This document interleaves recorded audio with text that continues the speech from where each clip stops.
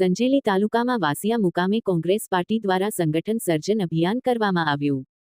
મળતી માહિતી મુજબ સંજેલી તાલુકામાં વાસિયા ગામ ખાતે કોંગ્રેસ પાર્ટી દ્વારા સંગઠન સર્જનનું અભિયાન હાથ ધરવામાં આવ્યું હતું. સંજેલીના તમામ ગામડાઓના નાગરિકો ભેગા થઈ અને આ સંગઠનને સમર્થન આપ્યું હતું. રાજસ્થાનથી પૂર્વ મંત્રી બાંસવાડાથી ધારાસભ્ય શ્રી અર્જુનસિંહ બામણિયા, દાતાથી ધારાસભ્ય કાંતિભાઈ ખરાડી, ફતેપુરાના ધારાસભ્ય રઘુભાઈ મચ્છર, ચંદ્રિકાબેન બારિયા, વડોદરાના વિપક્ષ નેતા તરીકે ચંદ્રકાંત શ્રીવાસ્તવની ઉપસ્થિત, જિલ્લાના પ્રમુખ હર્ષદભાઈ નીનામાના અધ્યક્ષતામાં સંજેલી તાલુકાના જયેશભાઈ સંગાડા અને સમગ્ર પ્રમુખ શ્રી દિનેશભાઈ તાવિયાડ દ્વારા સંગઠનનું સર્જનનું અભિયાન હાથ ધરાયું હતું. રિપોર્ટર કપિલ બારિયા, સંજેલી. સમગ્ર દેશની અંદર જે રીતે કોંગ્રેસનું સંગઠન સર્જન અભિયાન ચાલી રહ્યું છે, આ સંગઠન સર્જન અભિયાન આજે સમગ્ર દાહોદ જિલ્લાના વિવિધ તાલુકામાં ફરી રહ્યું છે.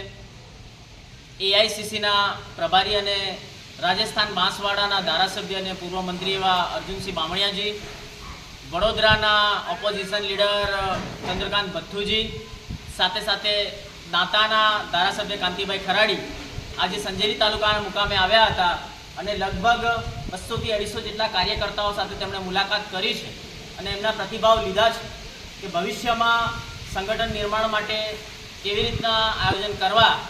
અને આજે સમગ્ર ઉત્સાહ સાથે સંજેલી તાલુકા કોંગ્રેસ સમિતિના પ્રમુખ દિનેશભાઈ તાવિયાડ અને કાર્યકારી પ્રમુખ એવા ભાવેશભાઈના નેતૃત્વમાં સંજેલી તાલુકાના કાર્યકર્તાઓ એકઠા થયા હતા અને રાષ્ટ્રીયમાંથી અને રાજ્યમાંથી આવેલી જે કંઈ નિરીક્ષકોની ટીમ હતી તેની સામે સંજેલી તાલુકાના કાર્યકર્તાઓએ મજબૂતીથી પોતાનો પક્ષ મૂક્યો છે અને આવનાર 2026ની સ્થાનિક સ્વરાજની ચૂંટણી સંજેલી તાલુકા પંચાયતની અંદર કોંગ્રેસ પાર્ટી 12 કરતાં વધારે સીટો સાથે મજબૂતીથી લડશે અને 12 કરતાં વધારે સીટો જીતશે એવો વિશ્વાસ પણ અમે વ્યક્ત કર્યો છે. આપનું નામ? જયેશ સંગાડા.